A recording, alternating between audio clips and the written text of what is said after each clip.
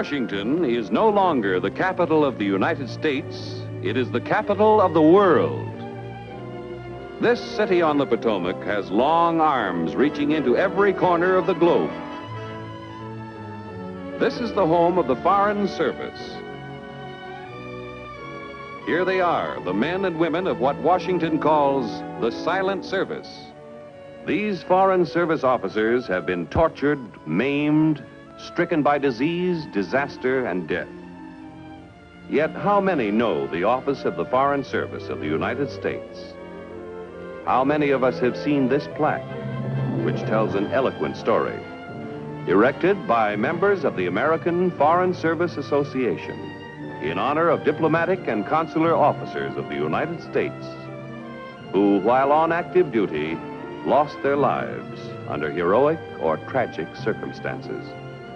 And for those who think the State Department is filled only with blue bloods, here are a few Americans whose forebears were not on the Mayflower. Our story begins in Peiping, our most important post in northern China.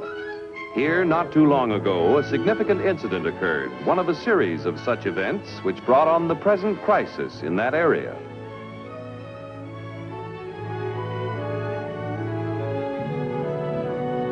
Our Peiping Consulate General was once an embassy, which is our top-ranking representation abroad. Then it became a legation when the capital of China was moved to Nanking. Now it's a consulate general of even less diplomatic importance on the official books. But actually, Peiping is one of our few important listening posts in turbulent North China. A vice consul just brought in restricted and top-secret mail. A consul general doesn't handle it all himself. In a large consulate general, he couldn't. That's why he has a staff of vice consuls, assistants, and attachés, each an expert in a specialized field. Like any other business, the government business of maintaining representation in a foreign land is a complicated one. The consul is concerned with vital statistics. Here, he registers a birth to an American couple. He sometimes is present at weddings of his countrymen, of which he officially takes note. Here is an American citizen, a fur buyer, who spends lonely months on trading expeditions into North China. During his travels, he has picked up some information which he feels is valuable to his country.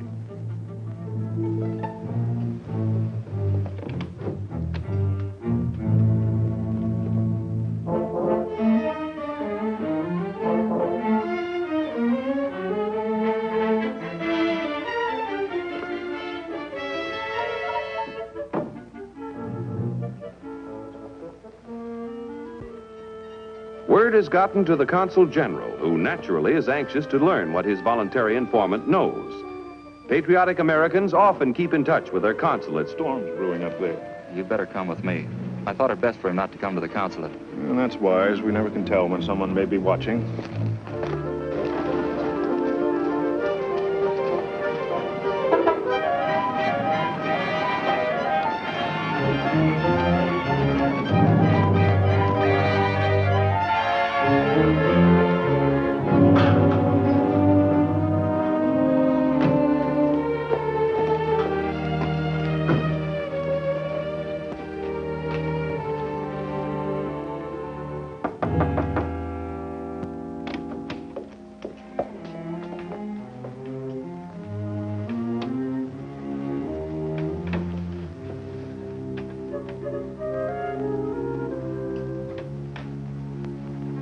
Dead, and his tongue's been cut out.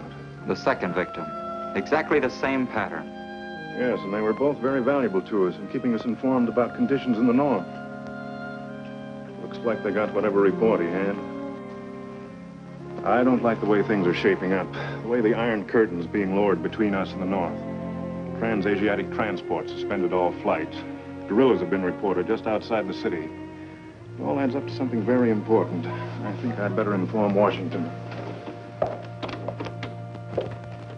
Agree with Wright. The situation is beginning to follow a pattern. Not many listening posts left up there, and we can't afford not to know what goes on. We need more help. May have to call on you for another man. I think I'll have the right man for you, providing he keeps up the good work. going through his training right now. Good. You know what we want.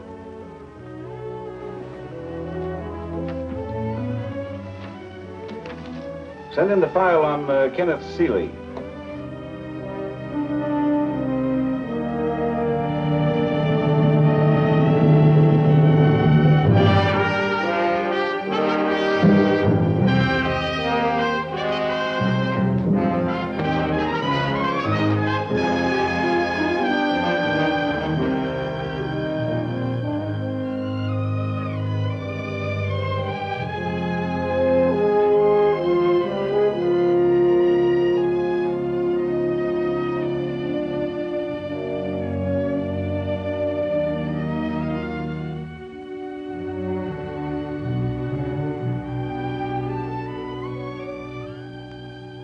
Now, Mr. Seeley, you've undoubtedly heard much criticism about our methods of court-martial.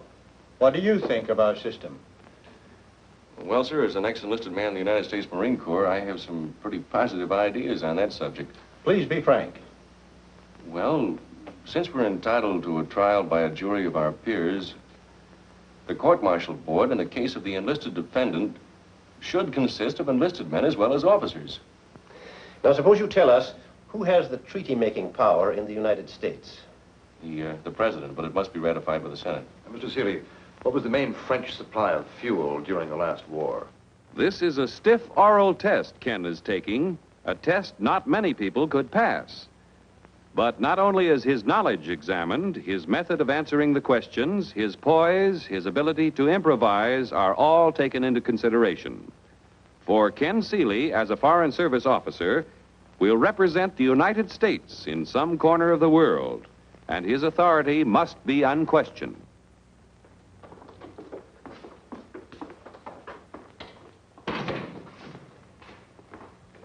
Oh, I'm sorry. Hello. Were you taking an exam, too? No, not quite. I was just waiting for a decision. Oh, about being a Foreign Service officer? Well, not exactly. I asked for a special job. Well, Miss, Margaret Weldon. How do you do? I'm Ken Seeley. How do you do? I'm a would-be Foreign Service officer. I just went through the 3rd degree. Same here. I tried to sell my chief on a new idea. Oh? Well, why don't you tell me about it over lunch? Well, I don't know. I'm just following instructions, Miss Weldon. I was told to go someplace and relax, and I was never very good at relaxing alone. Well, why don't you invite me and see what happens?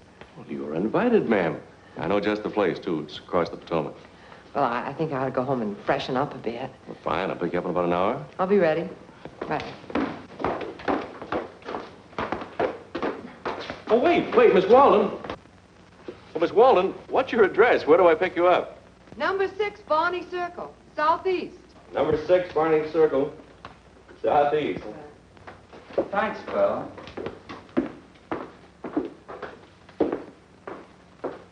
You're welcome.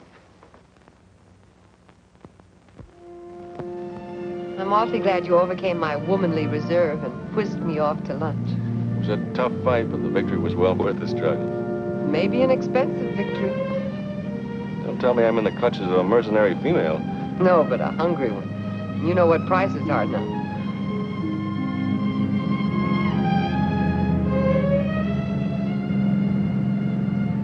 Are you looking for something? You're going to be such an expensive date, I may need that dollar that Washington tossed over the Potomac. Oh, you're too late. The income tax men beat you to it a long time ago.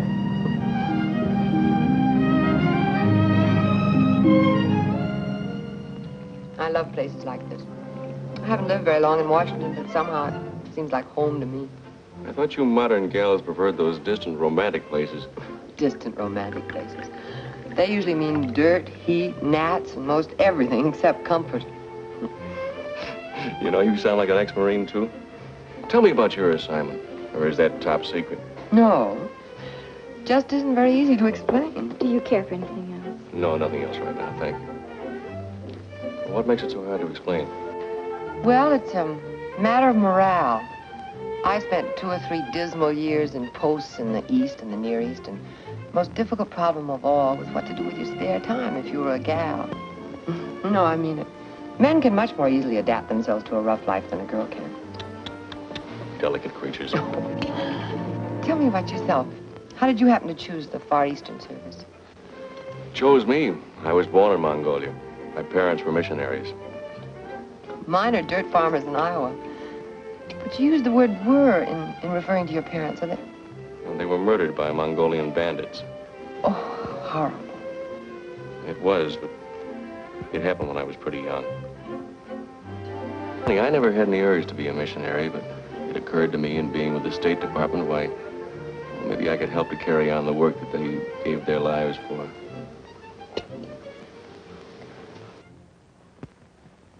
Passing the stiff written and oral examinations was just the first step in becoming a Foreign Service officer.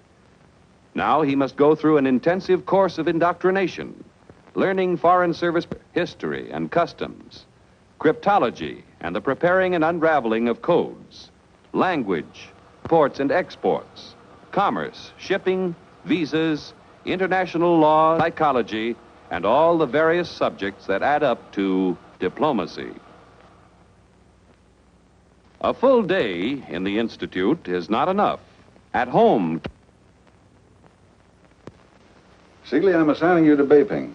You'll be the language officer. Your knowledge of Mongolian will be valuable. Tell me you speak like a native now. Thank you, sir. Now, that entire North China country is a hotbed of revolution and intrigue caused by outside influences. They've made a concerted effort to rid the territory of all Americans.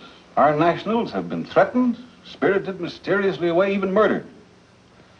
Now, you know what we expect of you. You've got to be the eyes and ears of the United States. Good luck. Goodbye, sir.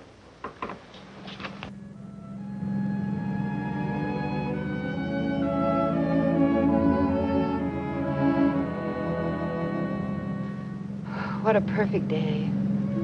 Uh-huh. Well, what a long face. I was just thinking that saying goodbye to you isn't going to be easy. Doesn't make me happy either.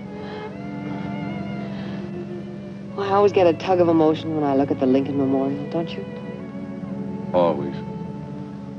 The Washington Monument, too. The lives of two great men, dedicated to the freedom for all men.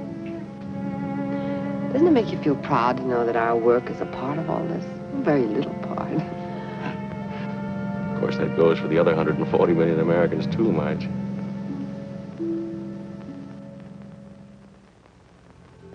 Oh, so long, fellas. Stay away from those claws in Stockholm. Inflation money. I'll see you in front of the Iron Curtain, gentlemen. Okay.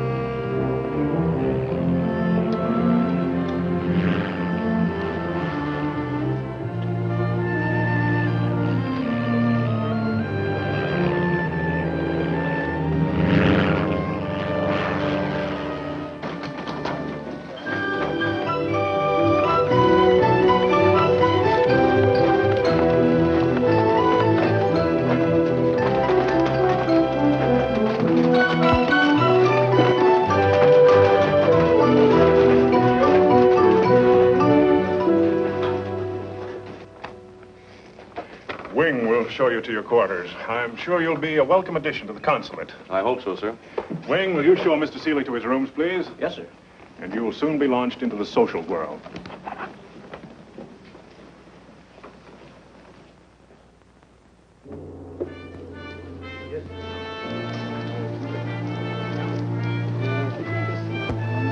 Receptions such as these seem like the pleasant side of a consul's work.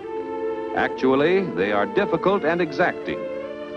For while representatives of friendly nations meet here in these beautiful, peaceful gardens of the Consulate General, There are also officials present from countries that are not too friendly. Oh, Mr. Hote, I'd like you to meet my new language officer, Kenneth Seeley. How do you do? Mr. Seeley will be attached to this post and will probably see a good deal of you. It will be a pleasure, Mr. Seeley. Thank you. Thank you.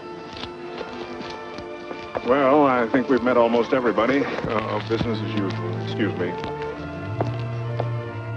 The skilled foreign service officer must keep his eyes and ears open, for he can never tell when information might come his way. Information valuable to his country. Well, China is being strangled. Nothing compared to what it will be, honorable brother, when our great warlord, the hereditary prince of his sacred father, the Khan, when Marshal Yen Yu Shu marches again.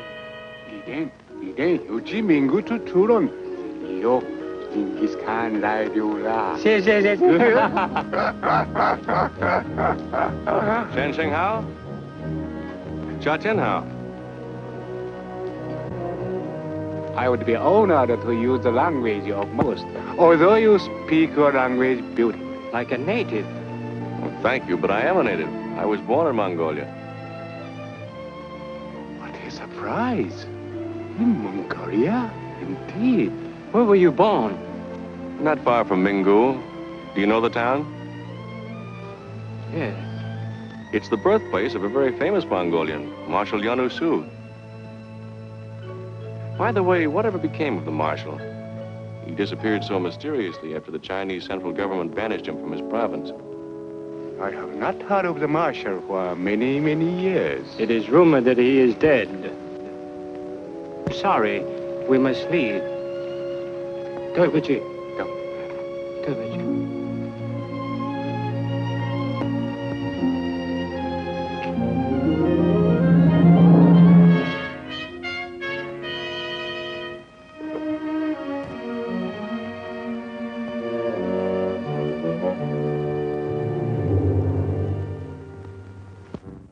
Don't you?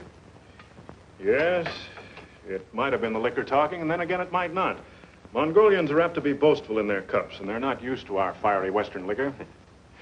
Well, now it's beginning to add up. The murder of those Americans and the, Which was never solved. Well, sir, whatever is brewing, it must concern Mingu and Marshal Yen Yu Shu.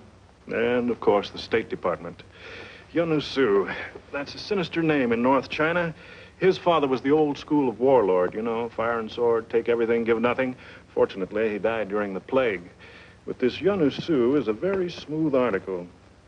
Yes, I'd say it was a highly explosive situation. I was here during the anti-foreign riots of 1922. I sincerely hope that no irresponsible leader starts another massacre. Why, you were the victim of one yourself. Yes, my parents. Must have made a terrible impression on you as a child. It did. For a long time, I never wanted to come back to China. Now, I'm glad I'm back. Maybe it's because I have a feeling of unfinished business, something I have to see through. Excuse me. Hello? Yes? Yes? Oh, I'll be right there. That was the chief of police. He wants us to identify two bodies, Mongolians. Says he has reason to believe they were at our reception this afternoon.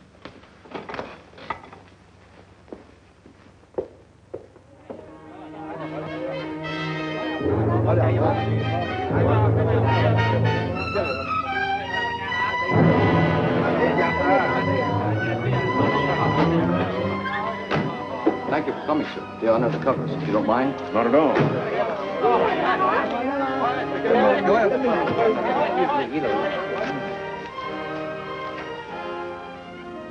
Well? It's the same men who were at your party. The men who talk too much. Ah, that explains it. What? Cut out. Come on, kid. Won't I?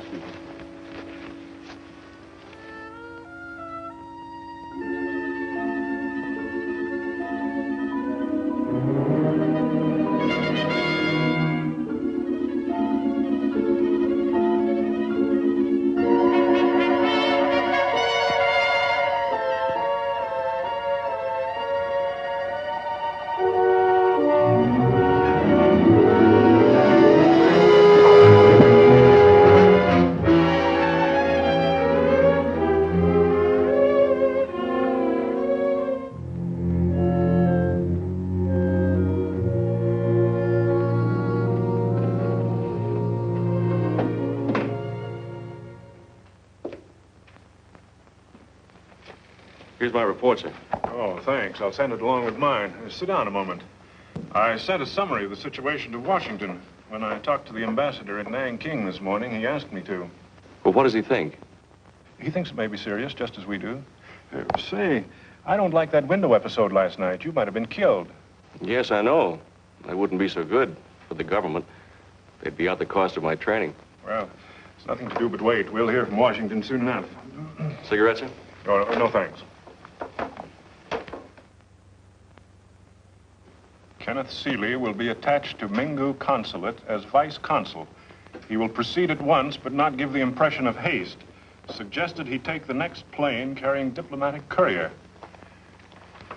This is a tough assignment, Seeley. If the trouble going on up there spills over, you'll have to be the Army, Navy, and Marine Corps all rolled into one. But anyway, get at the bottom of what's going on. I understand, sir. And above all, be diplomatic. The Chinese government does not want to antagonize that province, which is still loyal. How often does the plane make the trip to Mingo? Once a month, but you'll be expected to get word back by any means possible, even carrier pigeon if you have to.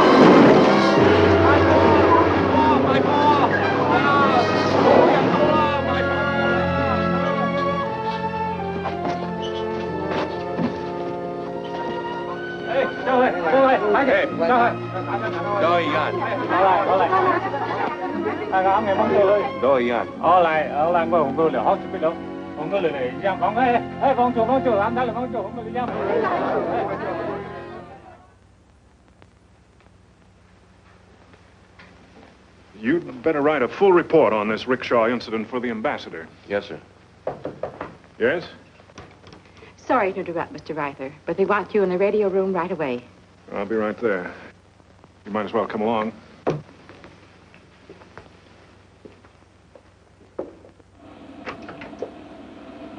That Ming going away fan, sir. Johnny Han, sir.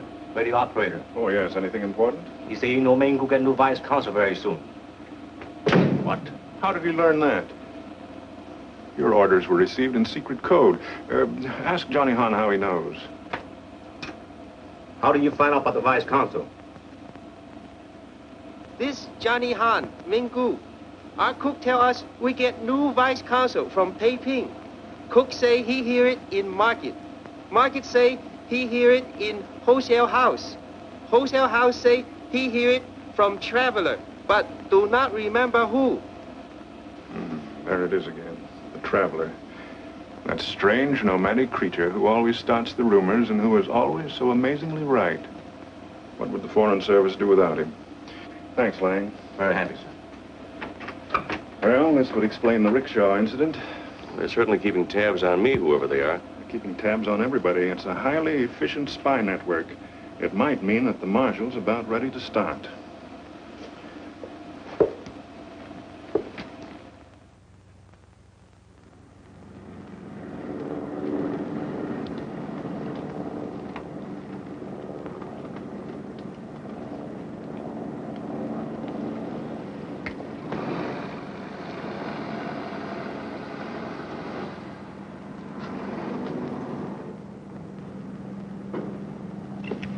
Wing, will you put my bags aboard, please?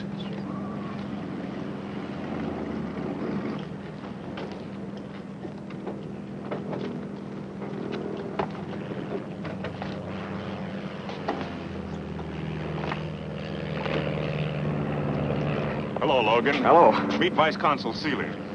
How do you do? How do you do? Did you have a nice trip? Oh, rough in spots. Didn't bother me any, but I think our other passenger wasn't too happy.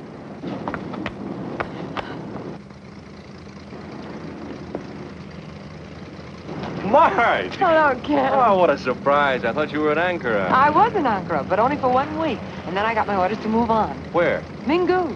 I was afraid of that. Oh, you just don't want me hanging around. No, it isn't that. Nothing in the world would make me happier except that Except that Mingu is dangerous?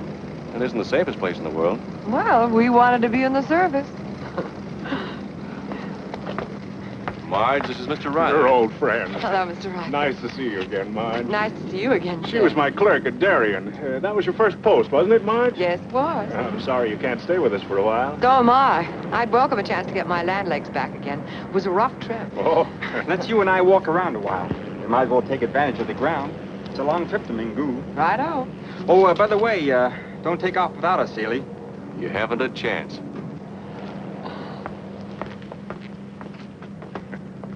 Isn't it risky sending a woman to that territory? Oh, my dear boy, there's several American women there already, and that's why she's being sent. Anyway, Marge can take care of herself. I happen to know.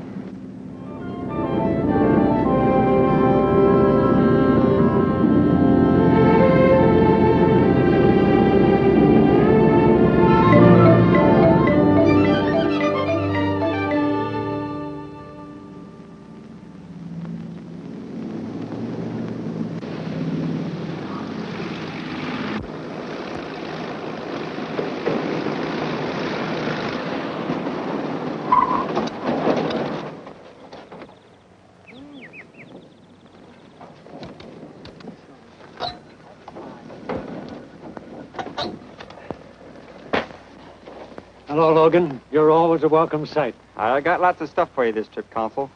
Better send Johnny back with a few men to help us unload. As soon as we take our guests to the consulate. I'm Consul Howard Brown. And you, I presume, are Margaret Weldon? Yes, sir. How do And you you're my new vice consul. Ken Seeley. Welcome to Mingu, such as it is. They're all waiting over at the consulate to meet you both. Let's pile into the jeep.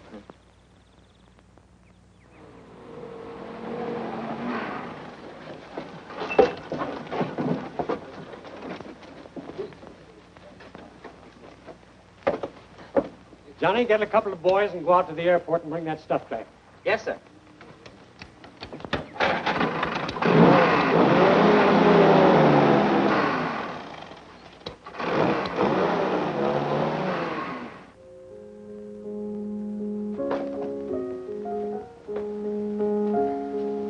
I want you all to meet Margaret Weldon and Kenneth Seeley of the Foreign Service. Mr. Seeley will be my new vice consul. This is Mrs. Brown. How do you do, Miss Brown? The Reverend Dr. Morse and Mrs. Morse. How do you do? How do you do, Doctor? And that wide-eyed little girl is Jessica Morse. And Jessica will be relieved to learn that the plane brought all the back issues of the Sunday comics and some bubble gum. A girl does get behind in her Dick Tracy out here, doesn't she? Yes, ma'am, and Buck Rogers, too. This is our most eligible bachelor, Miss Weldon, Mr. Wilfred Bollinger, British American Tobacco. How do you do, sir? This is a surprise. And Kenneth Seeley. Yes. Yes, of course. How are you, old man? Fine. Nice to see you. Well, there goes my corner on bachelor eligibility. And there's Carrie. I had a most difficult time getting her away from her desk. Oh, yes, I've read a report on her. Difficult, is she? Not always. Originally, she was fine.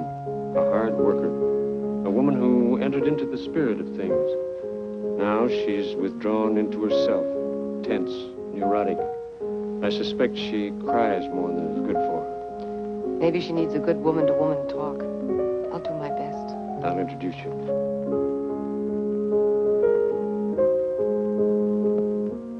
Carrie, I want you to meet Margaret Weldon from Washington. My replacement. You wrote Washington for another clerk? How could you do that, sir? Not at all, Miss Willoughby. I'm just here on a visit. I'm sorry. I'll leave you two ladies alone. Excuse me.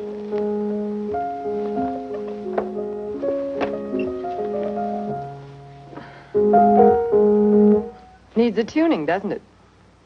You didn't come here to take my job, did you? I'd hate to leave. A failure. I'd kill myself first. Oh, you do nothing of the sort. Besides, you're decidedly not a failure.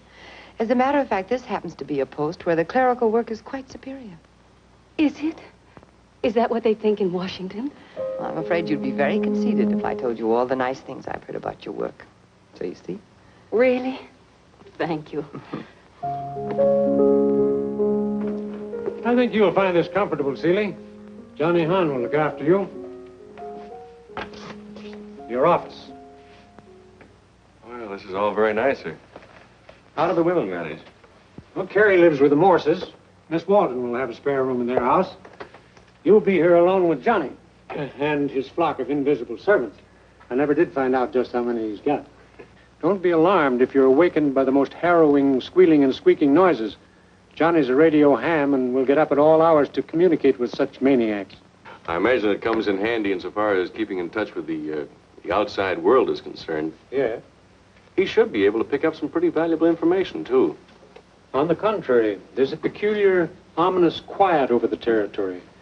I can't put my finger on it, but I can feel it. It worries me because this town is the only listening post we have left in the territory.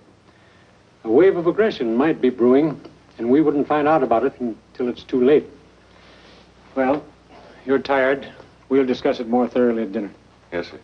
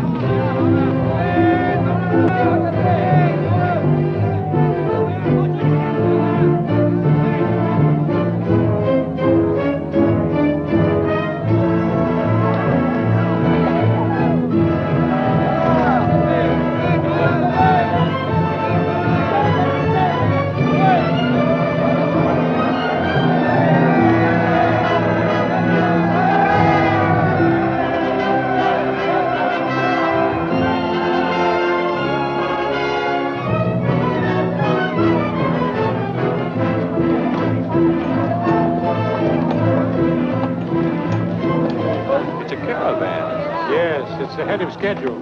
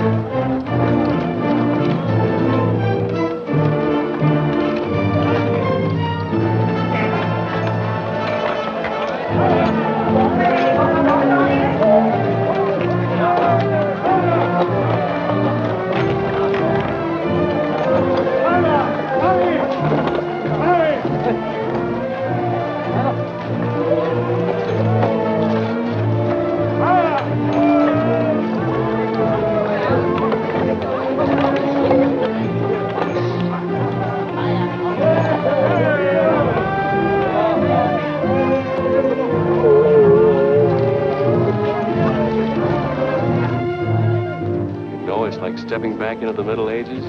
That's right. Except for this Jeep, we might be living in the times of Genghis Khan.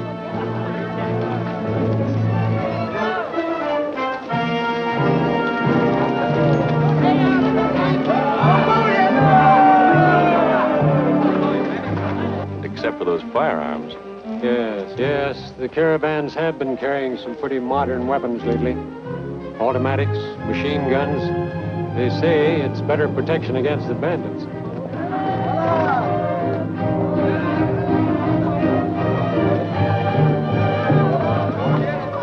What's the matter? You see that man on the horse, the one wearing that peaked hat?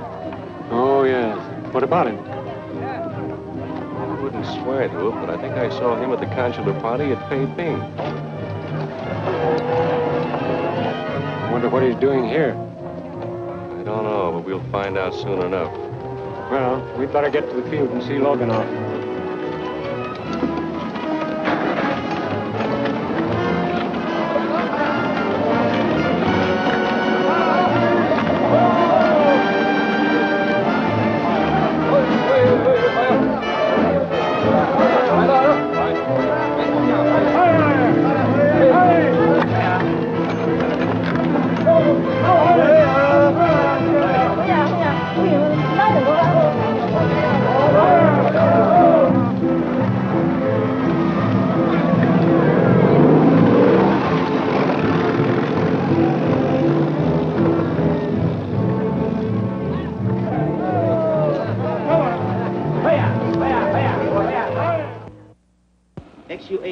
XU9.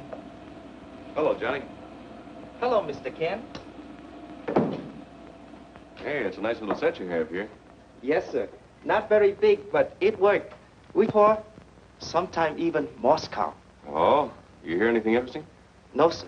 I hope. Say, incidentally, did you ever track down the rumor about my coming here? The one that leaked out over the grapevine? Oh, no, sir. Do you know where the man is that told it? Yes, sir. Drive me over. I want to talk to him. Right away. Right away.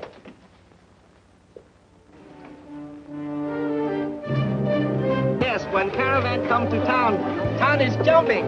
All same like they say over radio.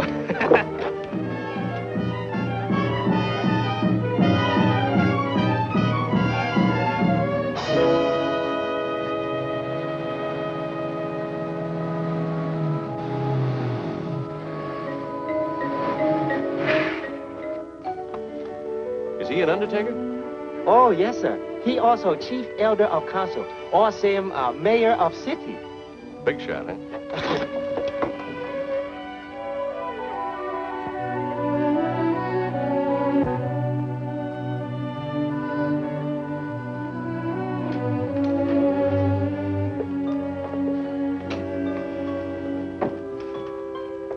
This Honorable Vice Consul, Mr. Kenneth Seeley, from American Consulate. Mr. Wanto. How do you do? I'm honored, sir. I understand you knew I was coming here before it was officially announced. Do you mind telling me how you found out about it? 你在此地等一等呢。谢谢，不要客气。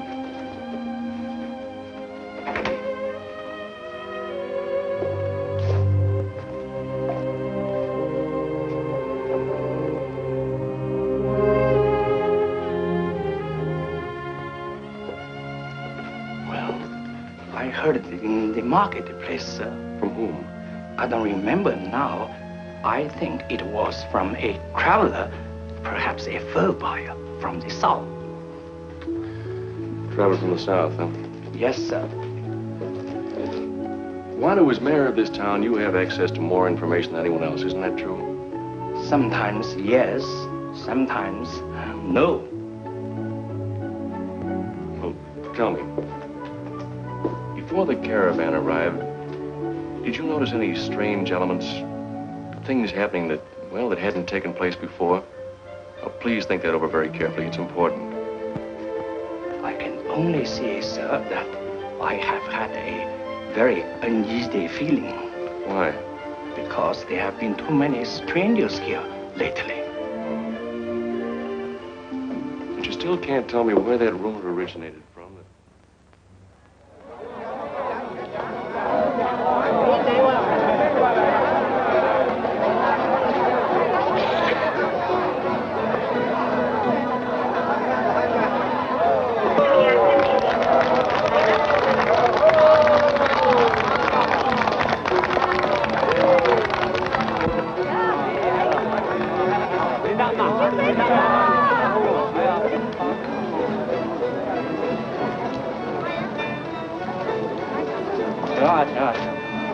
Try it.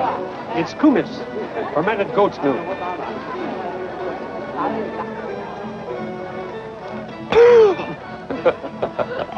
The goat must have left her hoof in this. you know good, I can.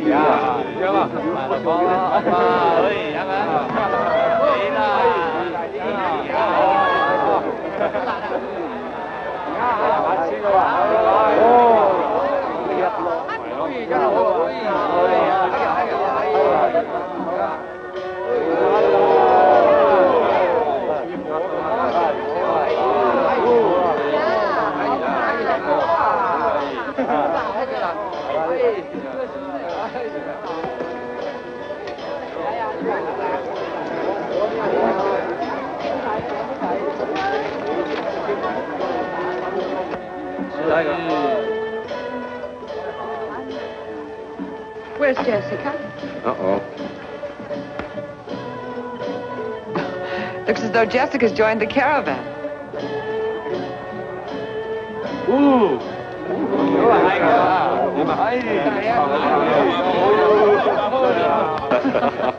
It's time for us to leave, dear. I'm afraid it is. Excuse us, please. Righto.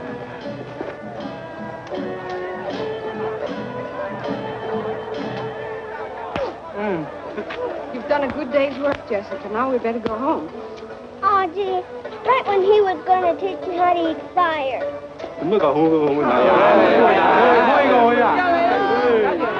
Hi, Counsel. Miss Counsel. Carrie, Mr. Ballinger. Sneed. Bill Sneed, I knew this caravan would flush you out. Yeah, well, I hope they brung plenty of furs with them because they got plenty of silver dollars. Bill, meet Margaret Weldon and Kenneth Seeley, Kent's my new vice consul. Hello. Bill's the original Yankee trader. They say he landed here in China Clipper days with a pocket full of wooden nutmegs, and he's been trading ever since. Oh, now look, I ain't quite that old, but I'm dang near it. Say, how about locking up my money bags for me? Glad to do it, Bill. Peggy and I were just leaving anyway. Don't you boys and girls stay out too late. We won't. Bye. Oh, darling, I had such fun tonight. So did I. Remind me never to drink kumis again, will you? You know, watching that caravan was like wandering through history. That's a very impressive statement, Miss W. No, I'm serious. Age-old transportation, camels, oxen. Yes, I know. Right alongside of them, natives riding on bicycles. And wasn't Jessica cute with that Chinese bubblegum class? Aside from that, nothing seems to have changed in 1,000 years. I know something else that hasn't changed either. I hope it never does. Good night, Doc.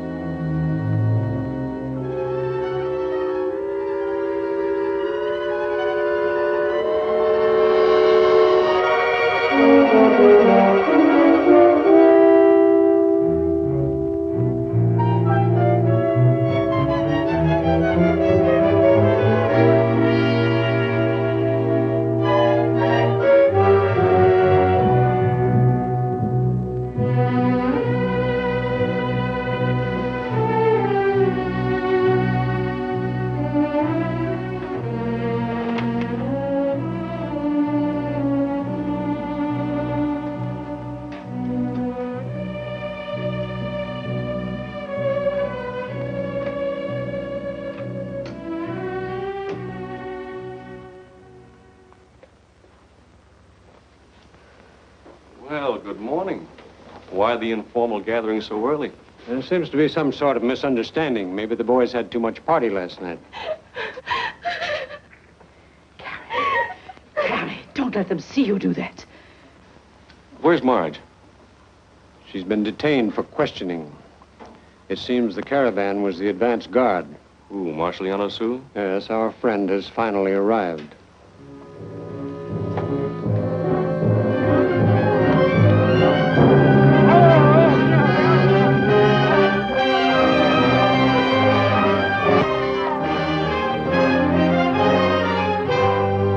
I should say he has arrived. Instead...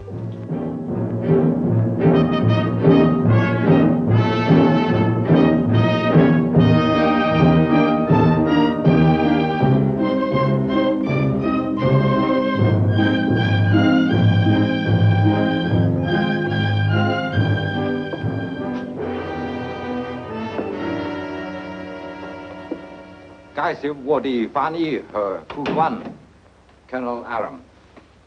Delighted, Consul Brown. Delighted. I am, as the Marshal explained, his official interpreter and aide. How do you do?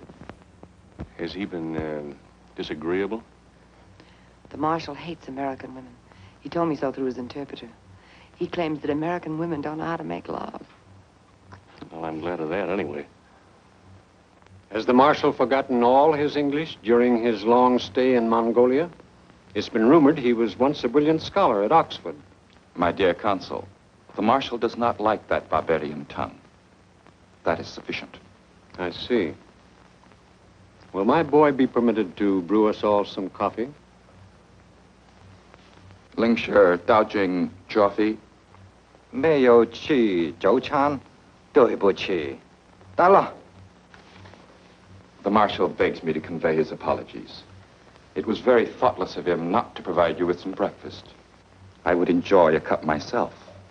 That's been a long time since I've had a cup of good American coffee. Thank you. Johnny,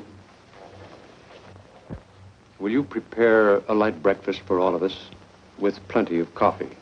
Yes, sir. 请坐. Please sit down, everybody. It's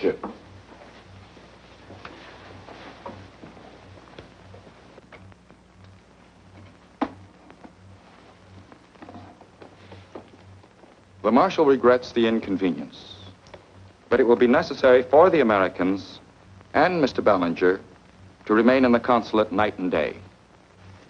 Nothing will be touched. No one will be harmed if his orders are obeyed implicitly. There will be a guard around the consulate until we decide to withdraw. And when will that be, Colonel? Maybe 1 week, maybe 2 weeks. The Marshal, of course, realizes he's on American soil when he enters this property. Lingshire, sir. This is Mongolian soil, Consul. My father was prince of this province. I was forced into exile, but now I'm back. For a week or two? Perhaps, or perhaps to stay. Let go of me. Say, you can't do this to me. I'm an American citizen. Hurry!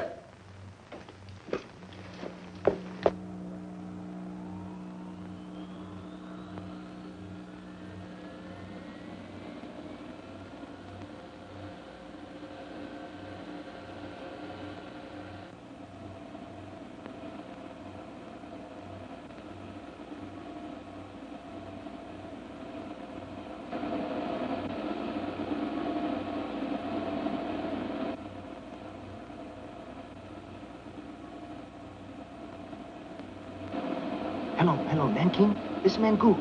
Hello, Nanking. This man Gu. Marshal, you must tell us how long you expect to keep us prisoners. The women will be particularly uncomfortable. Besides, what's the purpose behind this capture of innocent American citizens? You're not going to make yourself very popular with the United States. You'd better think. As you Americans say, nice try, Seeley. I heard that radio. I'm gone. I'm not gonna lie.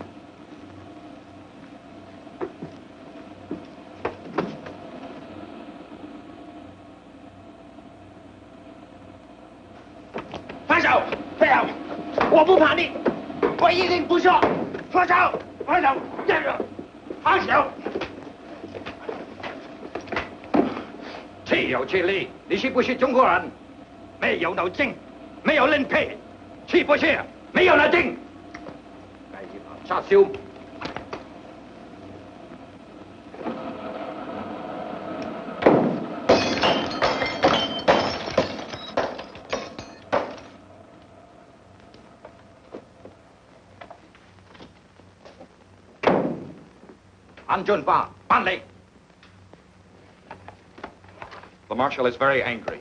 He has broken your radio. Now, to make sure that it cannot be fixed and used by your radio operator, he has given me another order. Dinarum, Dao, Tianfeng. Just a minute. This man is in the consulate employ. He's under the protection of the American flag. Leave him alone. Kento! Kengning Chengbi! Talichu!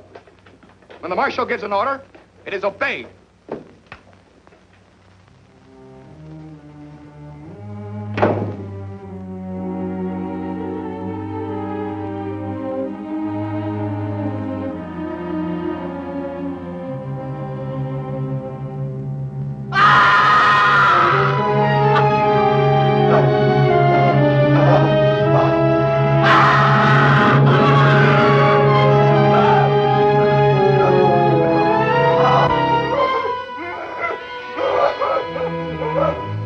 go in there, please. I'm a doctor.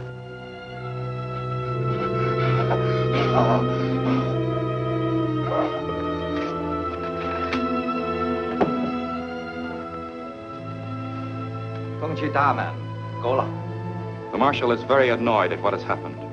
He is now returning to headquarters. Remember, ladies and gentlemen, no one will be hurt. Nothing will be touched if our orders are obeyed implicitly. Joba. Wait. Better let Reverend Morris go in first. May I take Sarah with me? If you think you should. Come along, Sarah.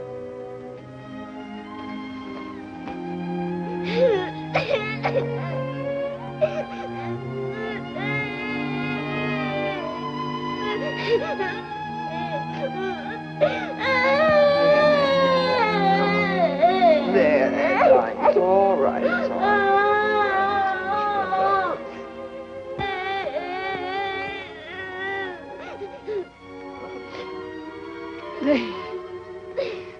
They've cut off his arms.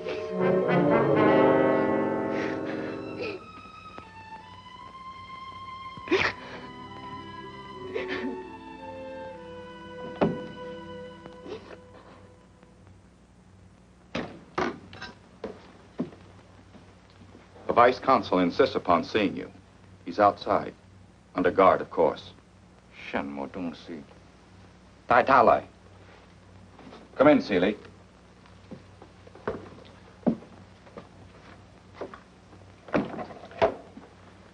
May we have permission to bury Johnny Han in the cemetery near the mission? No, Seeley. I'm sorry. But what objection could he possibly have? Perhaps he doesn't want any of you to leave the consulate. Well, then would you be kind enough to send for Wanto the undertaker? We can have the body cremated and buried in the gardens outside the consulate. If the Marshal doesn't object, I'll see to it that Wanto visits you this afternoon. Thank you.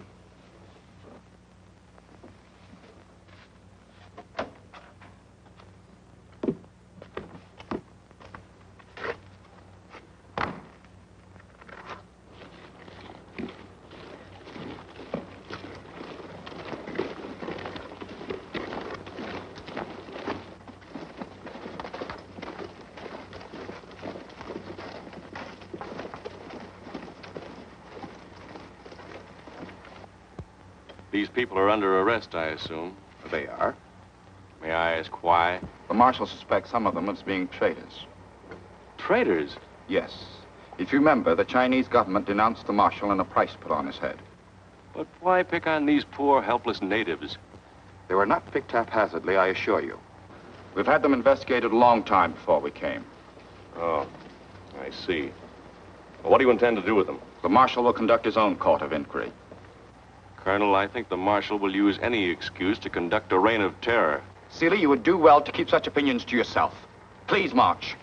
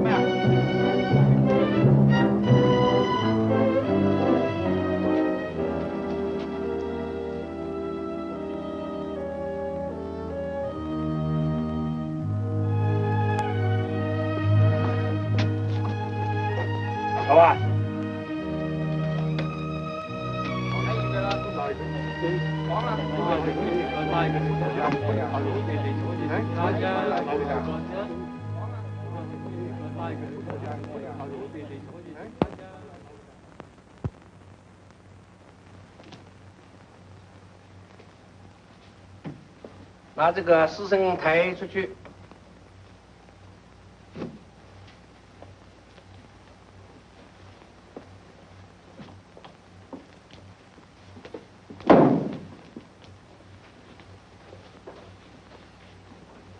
After you cremate him, Wanto, return the ashes here to the consulate. We'll bury them in the garden. Yes, Honorable Sir. I will place his remains in one of our best urns. You will be satisfied. Wanto, you're a member of the Council of Elders here in Menggu. Do you approve of what the Marshal is doing? No, Honorable Sir. I do not. He's stirring up much trouble, and some of my people have disappeared. We are greatly worried, but we don't know what to do. Watto, were you present when they rounded up the people who disappeared? Yes. Once at the tea room, and once I watched from behind the curtains of my shop. The soldiers came, dragged out innocent men. Did you see the man who pointed them out? He was a tall Eurasian, a strange-looking man from the north. Came with a caravan. Yes, yes. I saw him, and I wondered who he was. He's the Marshal's spy. Watch out for him. Good. Is there anything else? Yes. Can you get us any firearms? All the firearms have been collected. Besides, they would be impossible to smuggle in. I was afraid of that. Mr. Brown, didn't you say dynamite was used to clear the landing field? Yes, there's some left in the warehouse. Can you get us some sticks? The warehouses are all guarded by the Marshal's soldiers, but I will try. Get them as soon as possible, will you? I will do my best. And I will return with the ashes.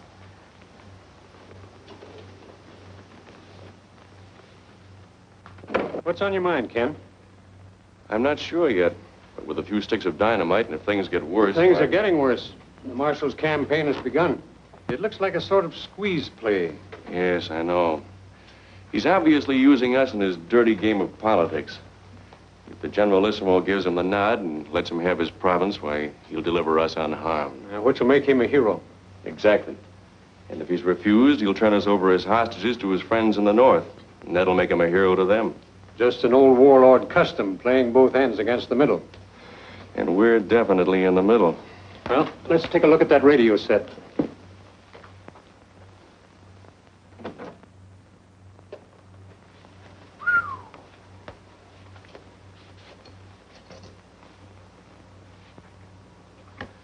Well, there's a possibility these condensers and coils might work, but it's useless without tubes.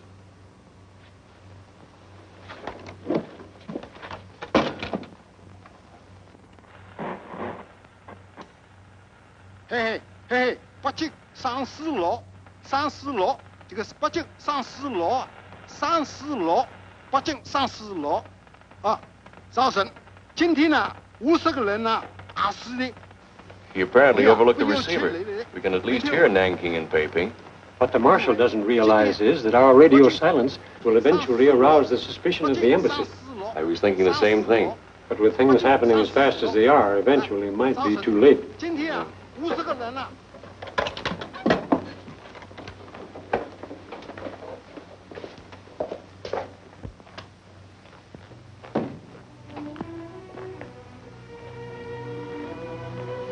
What was it, dear? The Marshal has just finished a private court of inquiry into so-called traitors. He's condemned 20 men to death, including the brother of our kitchen helper. 20 men? How awful. I'm afraid that's only the beginning.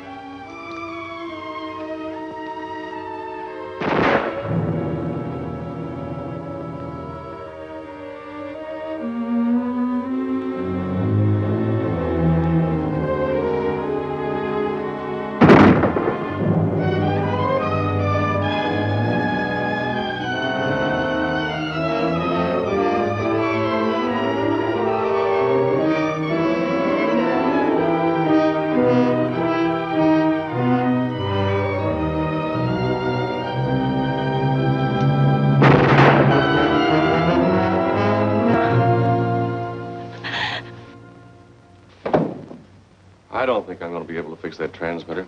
These tubes don't fit. Come in, Mingo.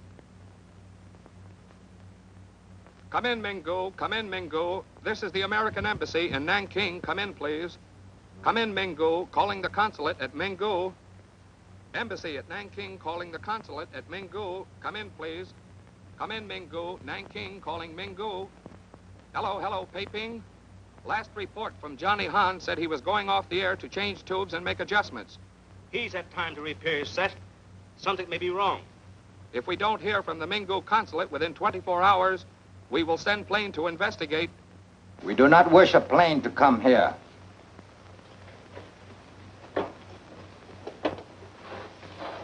Can anyone fix the radio so that it will transmit? I'm the only one in the consulate. And how about you? I never did know very much about radio. I think you are lying, and I have ways of finding out the truth. Send for Amgor. Wait a minute. I think I can fix the radio if there were some more tubes available. Do you know whether there are any extra tubes? There might be some in the warehouse. All right. You look for them with a guard.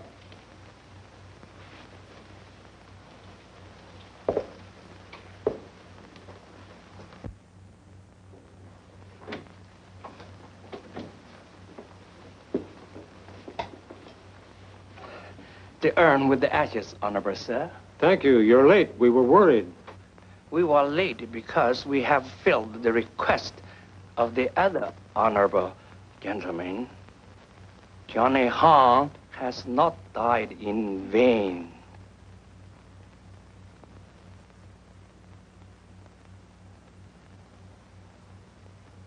That's fine, Wanto.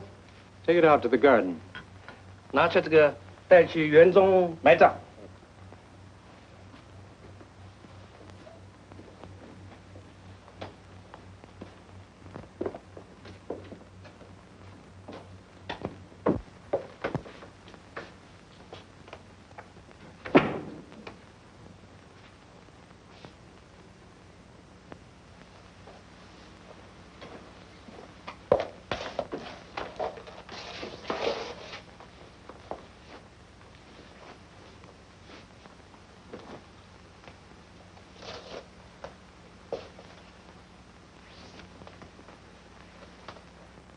Our Heavenly Father, we commend to thy care the soul of Johnny Han, the noble spirit of one of thy children who died in agony like thy son, so that we on earth might take courage and inspiration from his sacrifice.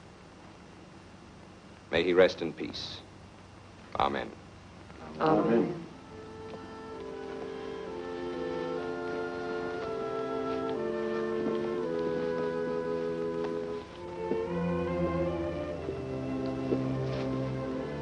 Hey, remember me? I'm sorry. I didn't mean to take off without you. Ken, there's something on your mind. I know it's none of my business, but, well, I worry about you. Why, Marge? Well, I have a hunch you're planning something crazy. You and the consul have been thicker than thieves, whispering in corners. What's it all about? We're just trying to anticipate the marshal's next move. And? And it doesn't look good. What are you going to do about it? Well, stop them if possible. Ken, I wouldn't want anything to happen to you. You want to know something? What? Neither would I. Oh.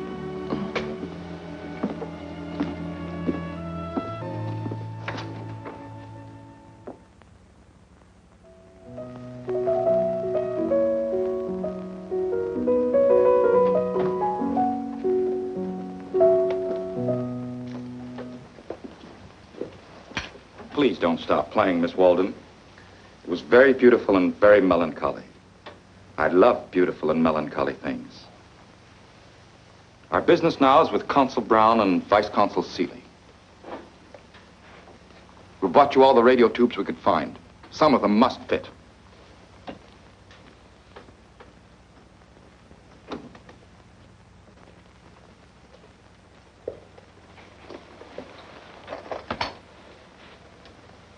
Go to work.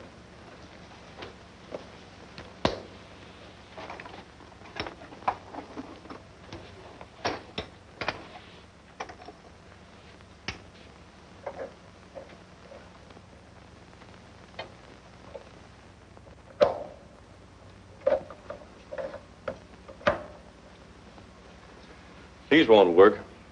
When Johnny Han changed over the set, a special size was required. These are old ones. Besides, they're no good anyway. If a plane is sent here, it will be shot down. There will be more planes. If they get to be a nuisance, we know how to be a bigger nuisance. Unless... Unless what? Unless the Chinese central government meets my terms. And may I inquire what those terms are? I shall set up a government here. With yourself as prince? My father was the prince. His title and prerogatives are hereditary. And would the prince maintain a government here for the people? Or would he play ball with his friends in the north? That is his affair. Well, suppose he's turned down by the Chinese central government. They will be very sorry. They will not only lose the province, but the marshal's valued friendship. I would like very much to query Nanking on that. So would we. But how? I think I know where there are some tubes. Judging by the antenna, there's a large radio set in the marshal's trailer. Those tubes might very well fit this set. Can they be replaced in his radio after they are used? Certainly.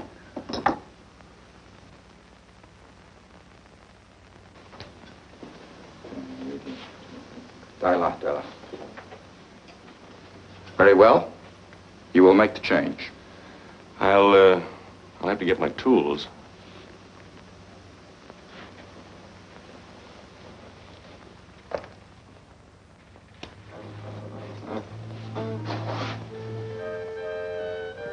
It's a pretty nice house on wheels the marshal's got for himself. Who built it for him? Who do you suppose? Please hurry.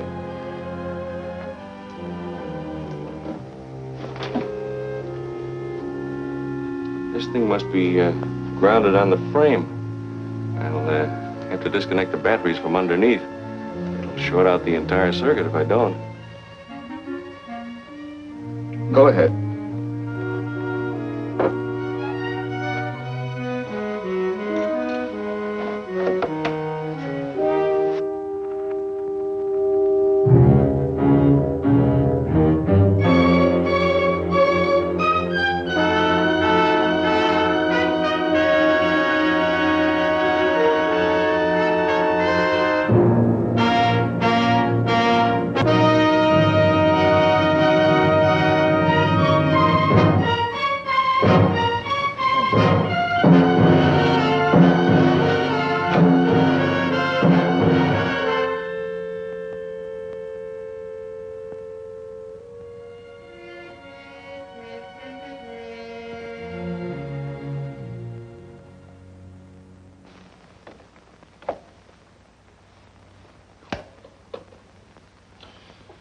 Well, there it is.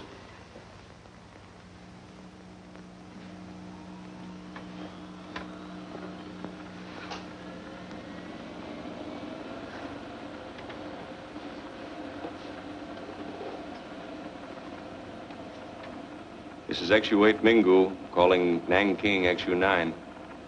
This is XU-8 Mingu calling Nanking XU-9. Come in, Mingu. This is Nanking. Come in, Mingu. Tell them all is well here. Nothing else. Understand? Hello, Nanking. This is Vice Consul Kenneth Seeley. Sorry to be off the air so long, but we had radio trouble. Very glad to hear from you, Seeley. We were getting ready to send a plane. Where's Johnny Hahn? Johnny Hahn is sick. That accounts for some of the radio delay. Everything is fine here.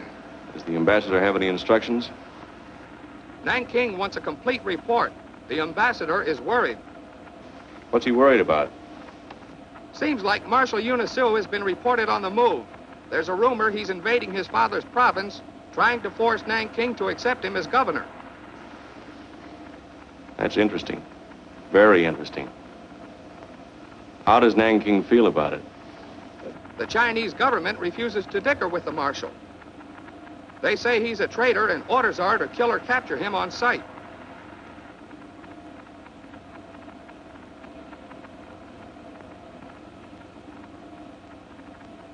Is that all, Marshal? That's all. That's enough. Now tell them that the marshal is a very difficult man to capture. Well, if I do that, suppose Tell them.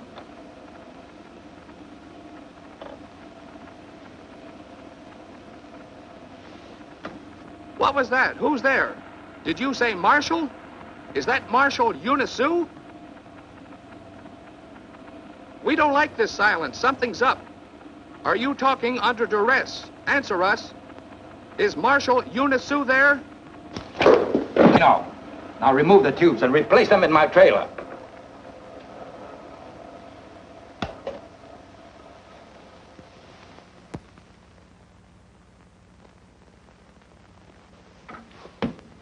Hurry.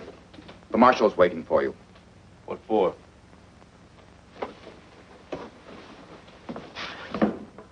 This country belongs to my illustrious family, and I have been more than patient with you. You will all learn how I reward any stupid attempt to make a fool of me. What's happened? The Marshal has been predicting what might happen to us. It seems that little slip of yours on the air distressed him very much. You will not feel so amused, Mr. Brown, when you learn my decision. I admit that this is a setback, but a temporary one, I assure you. Perhaps the Chinese government will send bombers after me, so I must leave at once. But I will be back with bombers of my own. And now you will please all get ready for a long journey. Hurry. Time is of the essence. Just a minute, Marshal. We have your promise that everyone will remain unharmed. Is the great Prince Yanusu going back on his word? Only if my orders were followed. They were not. They were followed to the letter by everyone here but me. I was the one who made the mistake of saying Marshal on the air. That was no mistake. All right, Mr. Seeley. I will keep my promise. You want to take the blame for everybody. You want to be a hero. Excellent. I like heroes. Therefore, I will take you along with me on my trip. As a matter of fact, it would be a good idea. You can be my safe conduct to my destination by remaining at my side every minute. Seeley is not only an American citizen, he's an officer in the Foreign Service of the United States. So, do you expect me to completely ignore the fact that I have been tricked by this man? You know me better than that, Consul. I'll take Mr. Seeley along, and believe me, he'll get excellent care from me. However, I cannot guarantee what the Chinese government may do. If they want to send their planes to bomb me, naturally, they will bomb Mr. Seeley, too. You can tell them that. If they stop off here first, and I'm sure they will, Mr. Brown. And another thing, I would suggest that you be very discreet about everything you do or say. You will be watched closely. I suggest you get ready, Mr. Seeley. Do you mind if I pack a few clothes? By all means, and be prepared for a long, long journey.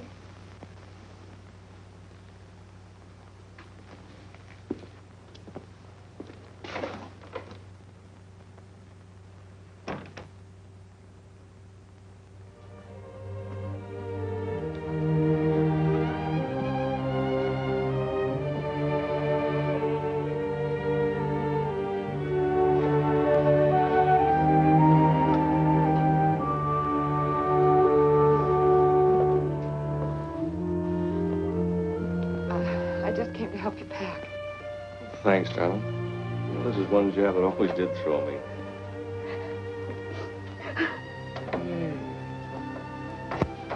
Oh, Ken. I guess the Director General wouldn't be very proud of me now, would he? Yeah, the Director General isn't in love with you either. Ken, I can't help being terribly frightened for you. This thing isn't as bad as it looks. Besides, I think the Marshal's bluffing anyway. Incidentally, tell the Consul that some of those discarded tubes do fit so we can talk to Nanking.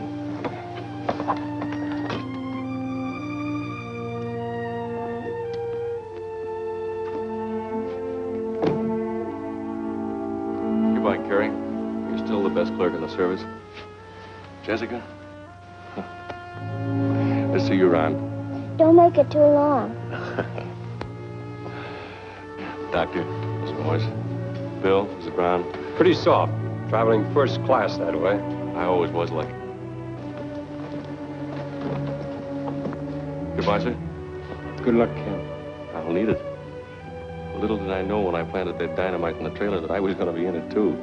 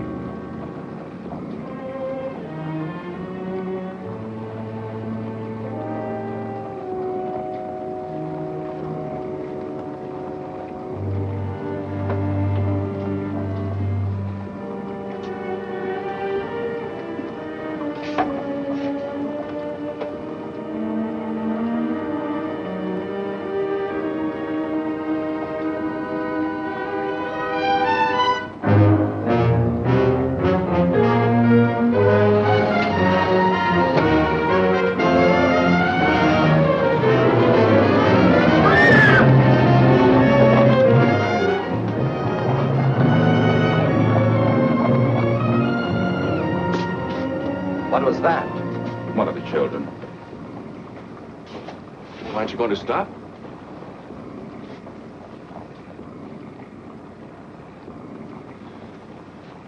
One of those bombers may stop you, Marshal. Not when they learn that you're taking the trip with me. You see, the difference between people like you and me and Aram here. Americans are sentimentalists.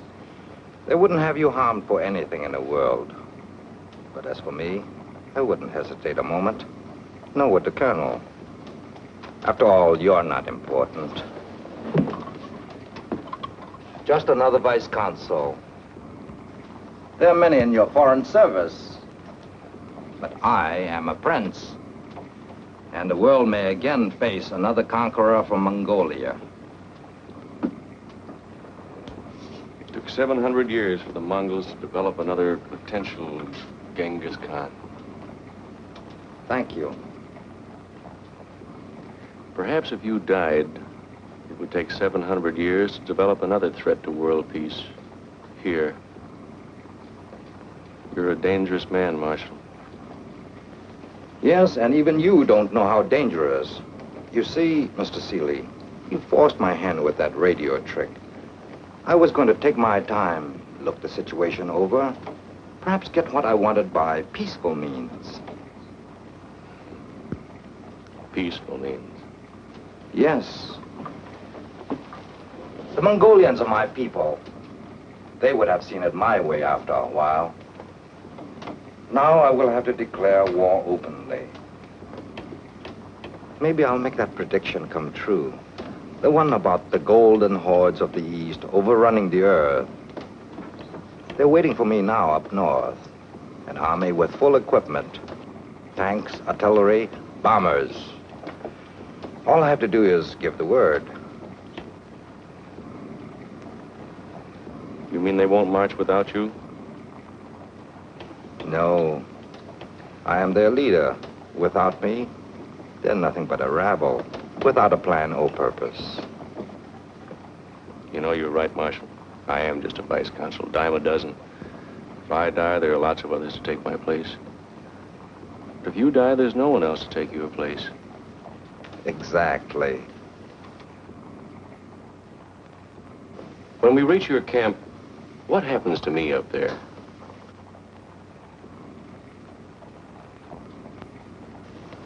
The colonel seems amused.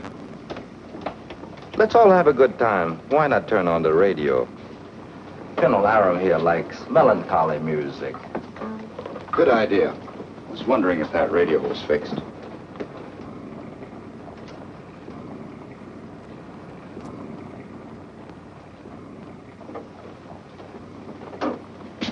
So you did not fix it? That seems a very petty thing to do.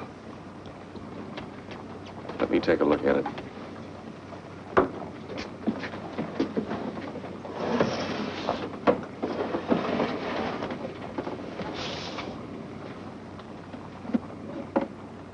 Here's the trouble. I forgot to reconnect the battery wire.